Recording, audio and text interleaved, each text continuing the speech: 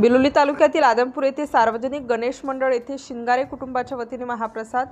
बिलोली तालुक्यातील आदमपूर येथे आज दिनांक 30/8/2025 रोजी सार्वजनिक गणेश मंडळ निळकंठेश्वर मंदिरात सौ कविता साईनाथ चिंतले व साईनाथ मारुती ह्या जोडीने श्री गजाननाची आरती केली। लगेच माजी सरपंच तथा कृषी उत्पन्न बाजार समिती संचालक अंबादास संतोकराव शिंगारे व आगंडमदास संतोकराव शिंगारे व त्यांच्या कुटुंबियांच्या वतीने सर्व गणेश भक्तांना महाप्रसाद वाटप करण्यात आला।